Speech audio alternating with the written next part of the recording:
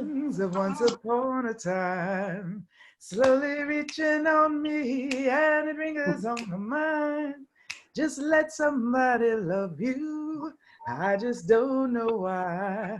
Whenever I get close to you, oh, you wanna run and hide. Been too long. I'm missing you, baby. That was my song That's for him. Wonderful. And I that's haven't such a sang great. it So in nice, so years. nice. I haven't even thought about it in years. And that's, somewhat when we're talking about playing with our talents and abilities, right? People have been saying to me for years, oh, your voice, when you talk, when you sing, and I'm like, okay, yeah, right? And we don't even listen. We don't even hear it. But when we actually are willing to receive it, to receive our talents and abilities and acknowledge them and play with them, what can they create? Like I'm not necessarily in these 10 seconds interested in going on stage as a singer. I used to work with my sister-in-law as her tour manager, and it's a lot of work. However, how else can we play with our talents? How else can we explore them? That actually enriches our lives, Every time I wake up, when I sing in the morning or if I sing during the day, my body loves the vibration of singing. It connects us to our vibration, whatever it is that brings us joy. And so the rest of the day, the rest of the involvement, the rest of the engagement that we're doing in that day is different. It's different. So what is it that brings you joy? What is it that's so vital to you that if it didn't exist in your life, it wouldn't be the same. It wouldn't be about living. It'd just be about existence, It'd just be about walking toward the end of our road, right? What is that for you? fun. And we're talking about dancing with riches, right? I guess we've started. Yes, we did. So we're talking about dancing with riches and dancing with the riches of your life. So what are to explore, what the riches of your life are? Sometimes we never even ask ourselves the question, what is it that is so vital to me, that is so important to me, that brings me so much ease and joy and glory, exuberant expression of life, right? That if I'm not doing it, if it weren't part of my life, life would be a bit different. A lot of times we set goals and targets. Okay, I'm going to go to university, I'm going to study psychiatry, and then I'm going to, right? And then I'm going to, work in hospitals, I'm going to care for people. And what about us? What about us, baby? What about us? What is it that you love For to do? me, Cass, this journey of consciousness itself has become so much of fun. I'm enjoying each and every moment of it. I think without that, it doesn't, I don't think there's existence without that. Yeah. So, There's totally is existence, but is there living? yeah. Is there Yeah. that exuberant Yeah. expression of life, Yes. right? Yes. Because there's lots of things that are about existence, but what is it that tingles you? And that's some of the things in the classes that people actually say, working with energy, receiving energy, interacting with energy, Yes. and acknowledging energy, and changing the energy. I love it. Yeah, It's so. absolutely. For me, that's vital too. It's like, and just asking you, what is it that's vital to you? What is it that if they said, okay, you can have all the money in the world, you can live in the most beautiful place, but you can't anymore acknowledge or feel or perceive energy? You'd be like, no deal, no No deal, deal. right? Now. No Yeah. deal. You can live, it's for me, swimming in the sea and in the ocean. Swimming is something I love. It's like something that is so nurturing for me. Singing is something, dining,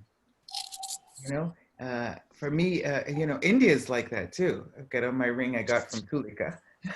It's always yeah, the butter chicken, curry chicken. It's like things that for me, if knowing what that is and having clarity about it, we start talking about objects and events or, you know, things. And then we begin to get down to the essence of it. What is the vibration that actually of the things that you choose, that you've identified as vital? What is that vibration that resonates with your vibration? And Mountains. say For it me, the again. mountains. The Mountains. mountain. The Absolutely. Himalayas, especially the snow-clad mountains. I love being there. Yeah. They give me another high kind of thing. Yeah. I've got a girlfriend who lives in Trento in the north of Italy, and when I stay with her, outside of her balcony, you look to the left and you see these amazing mountains. I call them my mountains, right? Yeah, absolutely. What else? Being with people. Being with people. Yeah. Exactly. I was so into it. And This Corona started. yeah, I I was like, love the hmm. I love the people's energy when we do swaps. Right. But it's not only, is it just about swaps, or do you love interacting with other people? Yes, Energy. yes, yes. Yeah, That's the kick for me. yeah, absolutely. And having, even, you know, the more you ask yourself this, and this is something when I do the 2-day workshop, start it with talking about projects, like what are the projects you'd like to develop? And usually our first response is something that is, you know, already active, or something that's on the front part of our minds. And the more we go through, the more it gets clearer. So interacting with people.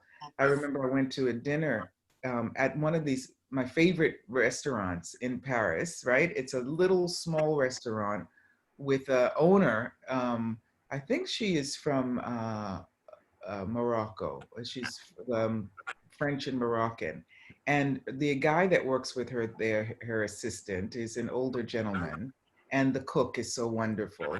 And so I said, "Oh, I just love one thing that's vital for me is going to this restaurant." And then I went there one day, and she wasn't there, and the guy wasn't there, and I was there with other people, but it wasn't the same energy, you know? So sometimes we identify it as something, but what is it? What is that energy? What is that vibration? What is that, the elements that are required for you to have that ease and that joy and that fun in your life, you know? So it's interacting with people, but if you were in a room with a bunch of people with their walls and barriers up and not really connected, and they were like, yeah, come on, let's exchange, would that be, you know what I mean? Would that be it? No, So, no. yeah. So how much more clarity can we have on what is vital to us, right? And then making sure that what we create, what we generate, what we work on, what we play with, that that energy is either present in that, or that it gives us enough time to be able to enjoy those energies, you know, beyond the project, beyond the work. You know, sometimes we have a job, or we're working on a project, or we have a business, and we come to the realization, you know, once we get clarity about what's vital to us, we come to the realization that it's actually not fulfilling that. So using our talents, we can try to introduce it there, but sometimes it's, you know, something that perhaps you will choose to leave or change, right?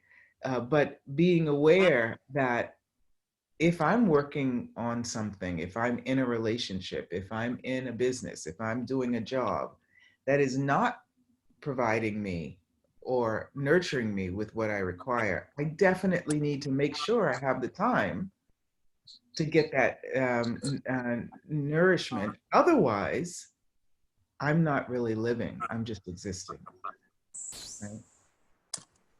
So what is it that's vital to you? What else? Like if it weren't, if it weren't part of your life, it wouldn't work. For me, laughter, for example. Yeah. When I laugh, I'm like, oh my goodness, why haven't I laughed in so long? I love to laugh. My body loves laughter. I love kids. Like, look at him. I want to take his picture. And every time I see the kids, I'm like, this is vital to me. They don't have to be mine, but the curiosity, the genuineness of kids, something that awakens me, right? So when you have that clarity about that, and I would suggest you make a list. And if we ever do the Dancing with Riches workshops together, we will elaborate on those lists. But please begin it and continually ask yourself that so that you can get more clarity about it. And you know our minds, probably Schubert can tell us this. All we have to do is have the awareness of it, and it's actually already in our lives, right? But if writing it down, or you know, you might use your iPhone or something, but writing it down and having it somewhere that you can actually look at it recalls it to you. Make sure you do that. I tell this story often about it may not be something that you know, makes you money or creates a business. For example, Gary Douglas, the founder of Access Consciousness, he loves horses. He loves horses. Now he's doing classes and telecalls and traveling the world usually all the time, right? And that can be, you know, a bit tiring for him. But when he goes out on a horse, he comes into a class 20 years younger, you know, so he was working with horses for years. And in Costa Rica, he had a business, you know, with horses, and he was trying to bring the horses into the United States, and they had a particular bacteria that the United States was not approving. So he had to go to court and gather all these papers. It was so much work, and it cost him money. But what it gifted to him was this rejuvenation of himself. So even I was on a telecall with him a few weeks ago, maybe 2 months ago, actually by now. But it was when he came on the third day, everyone noticed the difference in his voice. Everyone.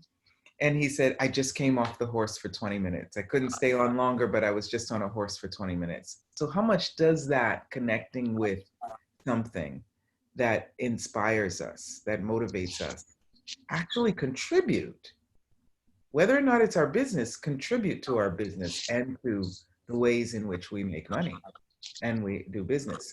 Because if you don't have that, the those riches of your life, and you're not able to play and dance with them, then it's just about doing.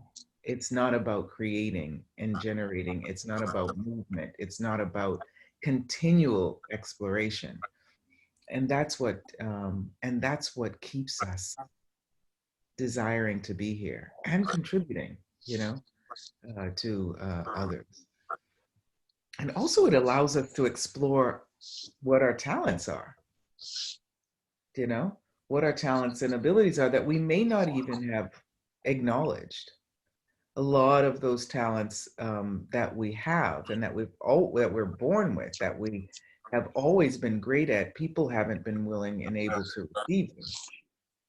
You know, they might have identified them as something else, you know, or they may have expressed their acknowledgement of them in a way that we received as a judgment. So we try to stop it. We try not to do it. We might even forget it. People talk to me, you know, when I do a foundation class, something that always comes out from people is a remembering of something that they did when they were kids, but that they stopped doing. It could be talking to animals. One woman during a foundation class, she was in her 40s, and like on the second or third day, she said, "Oh my goodness, I just remembered that when I was a kid, I used to hear animals, doggies barking or cats meowing, and I knew what they were saying. And I would say to their owners, hey, the cat wants some food. Hey, the doggie wants to go out." And that was fine until I got to 8 or 9 years old. And my mother said, listen, people think you're crazy. Don't do that. Don't say that. So she said, I totally forgot. And I remembered now. So just like Yasadora was saying, this journey of consciousness, how much does the travel on this journey of consciousness open up, you know, for us, the awareness of some of our talents that we've had that we may have excluded, for some reason, you know? And I always ask in the, you know, in these workshops, what is it that you were accused of being too much of as a kid? What is it that you were accused of not being enough of, even as an adult, not just a kid? That sounds like a judgment, but how much of it is a recognition where inside of that observation, right, are your talents and abilities that you may not be exploring? You know, what is it that does, what something come up for you in there? What are you so fabulous at? It comes so easily to you that you don't even think about it as a talent. It's just like, oh, everybody can do that, can't they? No, no. Everyone can't do that. They can do other stuff, but they may not be able to do that. Right. And so playing with that, and just some of the things, if you want to look at them, because a lot of times, especially humanoids, we look at things so easily that we don't do, we can't do, we're not good at, right? Instead of the things that we do, we can do, and that we are good at. So you can even look at it that way. What is it that you can't do that you're absolutely, no, no, no, no, no, I'm not good at this. I'm not, I don't like to do that, right? If you have that kind of reaction or point of view about something, it's probably hidden in there are some of your jewels and gems that you're absolutely fabulous at, but just from a different perspective. Yeah. So what are some of the things that come really easily to you? And it may be that you're really good at criticizing, let's say, you know, and you might, I'm really good at criticizing. I'm a little good at judging. I'm really good at getting annoyed and cranky. You know, we look at all of those, and I'm really good at seeing what is the other side of that. You know, if you're really good at criticizing, you could be a great book reviewer or movie reviewer. You know what I mean? That, you know, if you're really, if you get cranky or you get impatient, how much of that is about your awareness, for example, of when something is not going well, or when something is not being smooth, or when there's a lie somewhere, or when you are experiencing a change. All of those are sometimes the ways in which we react to change, movement, or when there's something not exactly congruent or feels light to us, right? So we look at some of our talents from the perspective of a limitation, when in reality, it's actually our way, our approach at one of our capacities, to one of our capacities, that if we're willing to look at it from a different perspective, we can actually figure out how to utilize that to create more in our lives, you know? So there's so many different ways to explore our talents. Like and I suggest write them down, and I do write them down when we're live, or keep them in the notes and share them, because if we're willing to really explore who we are, what we're capable of, and sometimes there's things we may be capable of that aren't that easy for us, we can look at easier ways to do it, and we can also look at people who enjoy it. You know, when we talk about project development, and this is what this the workshops on Dancing with Witches are about, project development. When we talk about project development, all of this awareness gives you clarity about what kinds of energies, what kinds of people, what kinds of capacities are contributive to you. You know, for example, I was talking with a colleague, a French gal, and she said, I'm not really good, you know, at writing posts and promoting and stuff like that. And you know, I'd rather do Facebook Lives. not, and so she thought that's a bad thing. I'm not really good at promoting. I mean, I'm better. I can do Facebook Lives, no problem. She's amazing at Facebook Lives. Not everybody likes to be seen on Facebook, you know? So when she's looking for someone to collaborate with to create her project, and Shubra, this is the woman, Julie, that we're doing the magic of consciousness of and by kids together. That we're going to use your son's picture. This is her. When we're looking at, a project, so what are the talents and abilities that you have? What are those that you think you need to improve, right? But that may be your capacity in a different, from a different angle, like I just said, right? And also to recognize what kind of collaborators will be a contribution. If it's somebody else who wants to do Facebook Live, you get 5 people who want to do Facebook Lives, but nobody wants to write anything. You know what I mean? Yes, but I like them so much. That's great. Go to dinner, have a friend, go on a horseback ride. That's great, And who else will be a contribution to you? So having clarity about it, that is really quite important. And also, we were talking about before. Is that my sister? Hi, sister. But we were talking about before. Oh, I like to do exchanges, right? I like to do exchanges. I like to be with people. And sometimes the people that you run into might have some kind of energy. They might be pushy, right? They might be needy. They might be, on empty. It may be something that doesn't motivate you.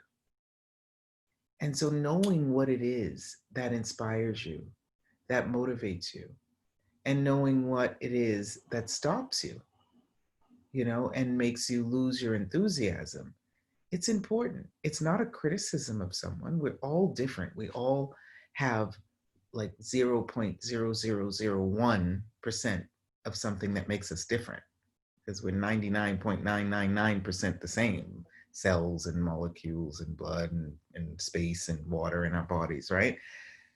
So that difference that you are, what if you were willing to celebrate it? What if those were the unique riches of your life? That if you were willing to enjoy them and play with them and honor them, right? Then you could also identify those in other people and how together you can contribute to one another's magic and create business projects and adventures, that actually flow in rhythm with who you are, what's vital to you, what's important to you, what you enjoy doing, what you'd like to create, and you can all dance with the riches of your life in different ways. So I love exploring that with people. I know for me, in my life, and I've been working for many years, since I was 12. I used to polish my grandmother's silverware before she did these bridge games at her house. And I worked on an ice cream truck. And then I worked with my mom on after school in her, she was a nurse in her office. And then and the next year I worked in my dad's office. He was a computer um, guy in an insurance company, huge office. So lots of different talents and skills, and a lot of them that I hadn't even identified and recognized, I worked in management and hotel management after college. I even did waitressing. I wasn't that great at waitressing, I gotta say. For like the last year in college, I wasn't that great at it. I remember when some table asked me for the check, I was like, oh my goodness, where I haven't seen them since they first took I first took their order. I didn't know where their check was, and then I found it on the floor. It had footprints and everything on it. And then they left me a 25% tip, and I was like, oh my God. But anyway, I eventually did something else. But all the different things and experiences that we've had in our lives, if we're willing actually to see what are the gems that we've taken away from those. What are the talents that we have acquired thanks to that. And it may be something, an awareness as simple as, you know what, I don't think I'm going to choose that waitressing thing again. It may be that, but it's still a contribution and a talent. So if you tap into that energy, what is it that you've learned from that? And just, um, I would suggest writing them down, and you fill up pages with different things that you've done. Well, I've actually only been a mom at home, so you know how to be with kids. Yeah, well, doesn't everyone? No, no. Yeah, well, I would do did you know how to wash clothes? Well, no, I had somebody who helped me wash clothes. Oh, so you actually know how to give somebody instructions. Well, yeah, doesn't everyone? No, you know? So don't diminish any of the things that you've done in your life, because those are the riches of your life. And if you don't acknowledge them, and you're not willing to really explore them, and what are the things that you got out of there in terms of awareness about what you enjoy, awareness about what you don't enjoy, what works for you, what doesn't work for you, what kinds of energies and people and places and things you like to have around you that inspire you to really shine your magic. And then when you are putting together, working on a project, when you are living really with the possibilities of your life, it will ping for you. Things will show up for you. People will show up for you. Sometimes in access consciousness, we call them, opportunities, right? That they shine bright, they look good, they smell good, but they actually don't go anywhere into the future. And sometimes they're possibilities that continually open up different things. So we play a lot of with that, exploring that. And again, as I said, we start with, what is it you'd like to develop? What kind of project would you like to develop? What project are you working on that you'd like to make bigger, or switch it up a little bit, do something different with it? What is it that you would like to play with, and see how you can dance with the riches of your life through that project? And we discuss the various roles and characteristics that are required in order to get that project to where you'd like it to go. Some people talk about a book they'd like to write. Some people would like to do their sessions online, their counseling sessions online.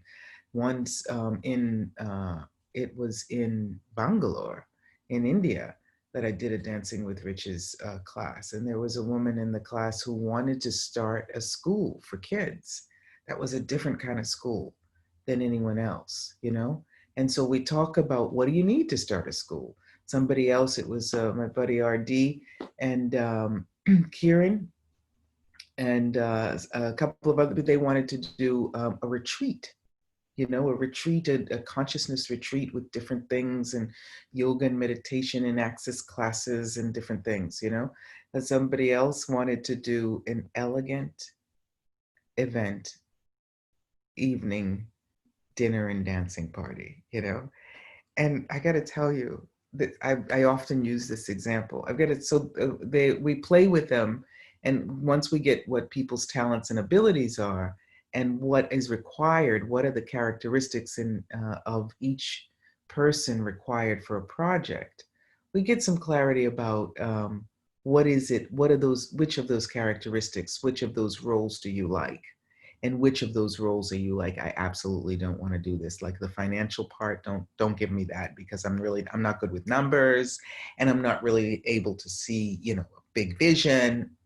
So the first exercise on the second day is being in a role that you don't want and that you don't like. And it is always, always always the people who think that they're not good at a role, who ask the project, director, the CEO, the person whose project it is, they ask the best questions, and they give an awareness to that person about perhaps what they haven't considered in a project. So please don't ever think that you, because you are a financial expert, that you could never be a contribution to someone who does customer service. Because the questions you ask them about customer service, which have to do with how much they're willing to invest in that, can give them additional awarenesses. So we can all contribute something to projects. A lot of times we think, oh, if it's not my business, if it's not my project, then I'm not really interested. That's not true. How much can it be a contribution to you, even if you have your business, to be to play a role, maybe a little role in somebody else's business and help them out? And how much does that gift you? So the first round of exercises is being in a role that is not, according to you, comfortable for you, and giving questions and feedback to people on their projects. And then the second part is working on your project, working with people who have the elements that are going to help you create that project. And finally, presenting in different groups you work, and then presenting the project with some specific questions I give you that you just need to cover in your presentation so that you can present it to anyone. And one of the things I would like to move forward with is a lot of people would like to invest in projects, but they don't have the time to sit there and listen. So presenting a 5-minute presentation, I ask people to do, and I film it, in a separate video filming, and share it with them and see if it's something that they can share with other people to actually get their projects going. So it's so funny. It's like 5 years ago I started this Dancing with Riches uh, uh, program and the classes, and it was just like boom. So that's one of my talents and abilities. Boom, I knew exactly how it was structured and what I was going to do with it. And 90% of the people go on to develop their projects, and sometimes find people in the classes that can be a contribution to them. Just really amazing. And I remember I used this example from Bangalore, the group that was working on the elegant event. They were so, I visit each of the groups, and help them move along. They were so not in agreement with one another. One wanted, to invite children to the event. Well, how are we going to invite children to the event if we're going to be in this place here? One wanted to have live music. The other didn't want to have live music. So I kept having to visit their table and their group and, keep it moving. When they stood up and presented their project, it was flawless.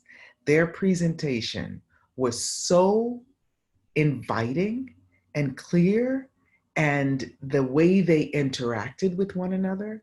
So we don't have to actually like people, get along with people, and agree with people. What are the talents and abilities that they have that will be a contribution to what we would like to create, you know? So how many of the riches of our lives are we looking to duplicate in others, as opposed to finding the rhythm, finding the dance, finding the movement that would allow us to really exercise our talents and abilities in an extraordinary way. So I just love it. Another group, this is still the Bangalore class, because I'm looking at BJ, I'm remembering this. The Bangalore class, another group, this guy, he didn't know anything that was vital to him, just taking care of his son. And he didn't really know anything at the beginning that he wanted to do and develop. He was working with these two gals, 20 and 18-year-old gals in their group. They came up with a sports adventure project that was just amazing. I hope they actually did something, move forward with it, because it was hugely amazing. Yeah, it was really cool. So I hope that has it rang anything for you? Any realizations for you? You're all smiling, but you might just be smiling because you had lived that before in your life as well. Kass, hi, this is Asha. Hi, Asha.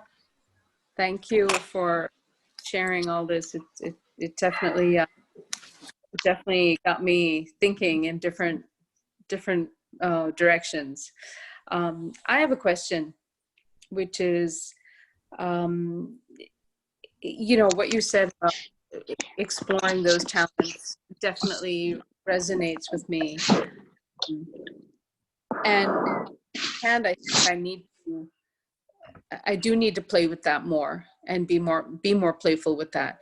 But on the other hand, I feel like part of the issue with me is that I have kind of explored things too much. I have, my mother used to call me a thousand temple priest. She'd say, you have so many different things that you're doing and so many different, and somewhere along the way that kind of gathered a very negative connotation. Absolutely. Of not being, my family always. Not being focused enough. Yeah, my family's really into focus. Write that down, baby. Write it down. Write it down. What too much of, too little of, not being focused enough. Yeah. Okay. And so that you can play with it. 1 second. So that you can play with it and see it from a different perspective. Right? How many people do we know that are so focused that when you try to introduce a new idea to them, they will not receive it because they are just way too focused. Right. Conwell is like, I know that energy there. Yeah. You didn't finish your sentence. I've got 100 things to say to you. So go ahead. You finish yours. No. Go ahead. I'm listening. Yeah. And what gifts can you take away from all of those things? So all those things that you have explored, just even, you don't have to write long stories, just even write them down. And please, until we meet again, I want you to pick 3 things that you got out of there, whether it's good or bad, it doesn't matter. Whether it's something good, or bad that you got out of there, 3 things out of each of those. And how much more, I want to say exciting, but interesting, let's say. For me, it's exciting. Interesting are you as a potential collaborator with someone who has had different experiences? Even if we're talking about consciousness, the consciousness journey, like we were talking about before. I'd like to do a Zoom on the consciousness journey. And I'd really love to talk about the access tools. How many people can talk about the access tools from 360-degree perspectives? You got it. Did you guys perceive the energy when she just was like, aha, right? Yeah. So, and a lot of times our parents say something like that to us. It comes off as a criticism, but it's actually a caring a lot of times, because they're really like, baby, come on, please choose something, focus on someone. So, don't date 100 guys, but mom, this is going to help me realize which kind of guy I like, I say this often. My parents, one of their critiques of me was that I gave everything away to my friends. We buy you stuff, you're always giving everything away to your friends, right? And they say, I'm glad that we're talking in English because I don't know how to say this that often in other languages. You cry, I don't know if you guys say, you cry at the drop of a hat. Do you say that? Yeah. You're way too sensitive. Right? And then my teachers in school, in elementary school, they would say, she gets really good grades. She's good at math. She's good at English. She's good at this. But she talks to everybody. She's always talking. She talks too much. On my report card, maximum grades, but the comment, she talks too much. So these are the sort of three things that were always following me during my youth. When I went away to university, right, and really started exploring some of the stuff that was vital to me, you know.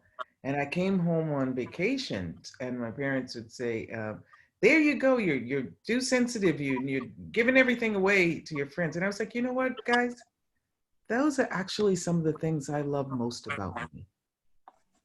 My sensitivity. And I don't know if you've seen over the last years what I've been doing. Traveling around the world, talking with everyone, giving everything I can, always, and perceiving and receiving the energy of everyone because of my sensitivity and my sensibility. So, what is it that we've identified as a limitation or as a fault, right? Or brought somebody else's perspective on it? That's actually a talent and ability that, if we're willing to, can allow us to dance with the riches of our lives. Right. And everything that does not allow us to perceive, no B, B, B, B, B, B, B, B, A and B, and receive that. Pod and pocket. Young and metal, mind, pod, buckshot, boys and beyonds. Yeah. Thank you. No, thank you. Right. And do ping me, because I want to hear some of the stuff that you're doing, because maybe we can work together. Okay. Yeah. Yeah. And sometimes I remember in high school. Yeah. When I went to high school, and it was an examination school, right? And so you stayed in there for either 6 years or 4 years, but nobody new came in after, from your ninth grade to. And so, the Alumni Association is the oldest public high school in Boston, in the United States, actually. And they asked me, at some point when I was living outside of Boston, New York, they asked me to come in and talk to the students at the school about, career choices. And I was like, what the heck am I going to talk to them about? I've done this, I've done that. I worked at the newspaper. I worked at, I got a degree in journalism. I worked at, in the hotel industry. I worked at, what am I going to tell them? And so just even thinking about it, right? I had a production, I think I was living in Rome. I had a production company. I had never produced a film, but all the experiences I had, and this was what I was able to communicate to them, that at the time seemed like I was choosing another career, I was choosing another job, I was choosing all the experiences I had at the time, allowed me to be able to produce a feature film and work with and hire different people and work with the accounting, with all of that, right, came so easy to me because of all those different experiences I've had. So even if at the moment it doesn't seem to make sense, if it is in rhythm with you, if it matches your vibration, if it's light for you, if it brings you joy, then it actually is resonating with what you are generating and creating in the future. I hope that makes sense. It does. Yeah. And working as, my girlfriend, Karen Jones, she introduced me to Access. She introduced me to my husband years before. She's a singer. She was an Access facilitator. She's now a bars facilitator too. She's a singer, great jazz singer. And she would travel with me as my personal assistant when I would go and do classes, and when, on to Japan, different places. And then she came, she used to live in Italy. She came to Italy and did a month at the seaside at a beautiful place singing. And I traveled with her as her personal assistant. When she traveled with me, she'd make sure I get my bars run every night, make sure I eat every night, make sure, transportation and all that. And when I traveled with her, I'd help set up the room for the checking the system to make sure the audio's good. She lost her bag. I know how to do that, and how much fun was it, right? So just because you think, you've got your own business doesn't mean you can't be a contribution to someone else's. And in those 3 weeks I spent with her there, what popped out of me was my first book, 7 Steps to Flawless Communication. So it was a contribution to me. She would be sleeping in the morning because she'd be singing all night, and I'd be there writing my book. So yeah, yeah. What is it? Who is it that brings you joy? What is it being with them? When I go to Delhi, I never will go, and I usually go to Chandigarh, right? When I go to Delhi, and even if I was doing classes in Chandigarh, right, at RD's house and Karen's, I'll never go to Chandigarh and not go swimming with Kanwal. We love swimming together. It's amazing in the pools, and yeah. What are the things that you so enjoy doing that are so nurturing to your life that they don't tire you? Sometimes you stay up late and you wake up in the morning and you're a bit tired. When I stay up late because I'm having fun, maybe I'm dancing, maybe I'm, having dinner with my husband and with one of his fabulous meals, I may get only 5 hours sleep, but I wake up happy. I wake up happy. Yeah. Anyway, that's a bit what the riches of our lives are asking for. And that's a vibration that we bring into our projects, that we bring onto the planet. Because when we're walking in rhythm with who we are and living in rhythm with who we are, we're not being abusive as we walk on the planet, And money sees us and gold, and it's like, wow, they're shiny like me. Let me find them. Yeah. And it really changes your life. So I love playing with that, and I love when people discover new things about themselves and are willing, and I'm quite an encouragement for that, to engage them with them. Yeah. Amazing. Thank you. Thank you. Thank you.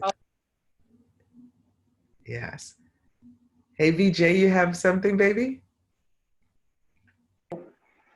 As of now, no. But it's wonderful talk. Like it's hearing after a long time, and it's very down to the earth and able to give all these suggestions.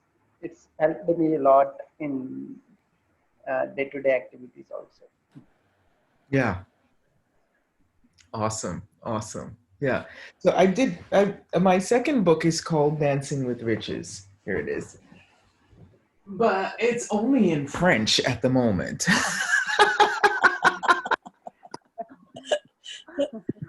Which is actually a language I love. I've always loved and speak. But I didn't write it in French. I wrote it in English. So we're going to be doing a book club with this. I'm going to be doing my first ever book club with it. And In English? In English, yes.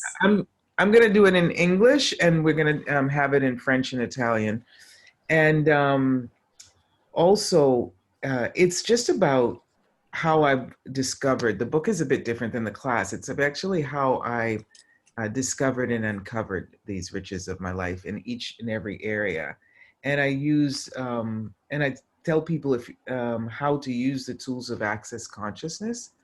And I've got some great verbal processing in there if they've ever run into these kind of situations. It's a bit autobiographical about my relationship with myself, about my relationship with my body, you know, growing up, and the ways that I felt about my body, and the connection with my body.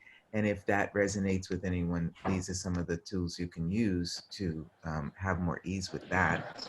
And also to recognize, which is one of the things about Access, is that it's never teaching you anything new.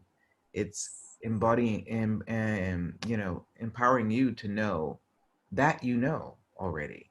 And many of the choices that I've made that no one else agreed with, and maybe this Asha resonates with you, that people didn't agree with, they actually were choices that lead me to where I am now, which is happy, you know.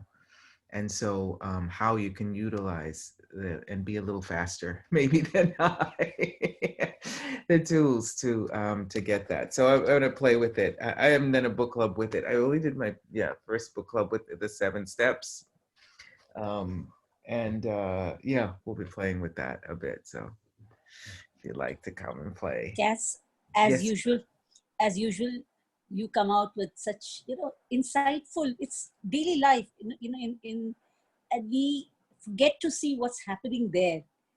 We are so caught up in looking for the extraordinary that we are not looking at the ordinary joys of living. And it's so beautiful. I'm looking forward to your book club too, and I'm looking forward to the book too when it's translated into English. Yeah. It says should be coming out next week. And thank you for saying that, and just recognize that you are a poet. I don't know if you know that already, because I just need to clip that phrase you said. Maybe you can chat it to me. We're so busy. Did you hear what she said? We're so busy looking for the extraordinary, and we're not looking for the ordinary. And how that, do you know that you've got that talent? Yes, I think so. That? Yeah, I do. That's not my question. I didn't ask you if you think so. I said, do you know so? No, I know so. Mm-hmm. When I get down to it, I really can do it. But the getting down to it is the one which, Well, when you step up to it. Yes, I think I will. What if you didn't have to get down to it, baby? What if you could step up into it? Yes, I will. Step out and share it with the world. With the world. Cass, I was going to say the same thing. Cass, can I say something? No. I'm kidding. Go ahead. I was making some YouTube videos, and I had a lot of stress doing that. But then I went through your book, 7 Steps to Flawless Communication. And then after that, it's been a cakewalk. I understood how to tap into what is fun for my body, what is fun for the language to flow, for the ideas to flow. And after that, it's been amazing. I want to thank you for that. Thank you, Cass. Thank you so much for that acknowledgement. And it's really, and I forget to write that. So that's why I'm saying yes to Dora. Maybe you write it for me. I forget to write that it's public speaking and having the confidence, because that's what the 7 steps does with people. Yes. It's so simple, and you have broken it down to such simple steps. It's so easy to get into that. What's fun for my body? What's fun for me? What's my strength, and how can I take it forward? It's amazing. Thank you, Cass. Yeah, absolutely. And it's just a lot of people read it. It's just an invitation.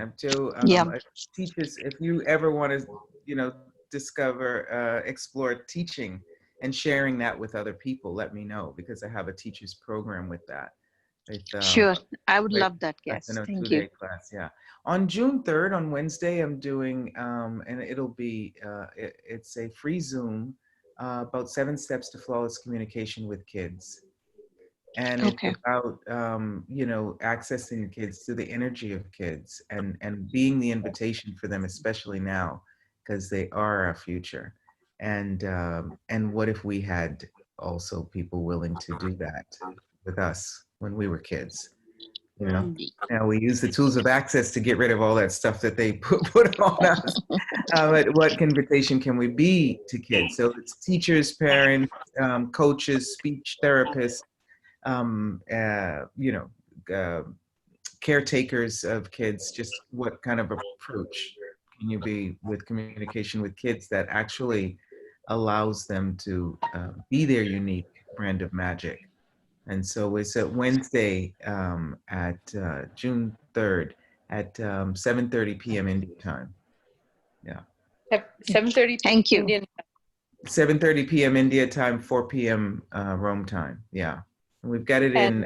We're actually going to have it in Hindi too. If you know anybody who speaks Hindi and would like to hear it, Vasadura is going to be translating it into Hindi. How cool is that, right?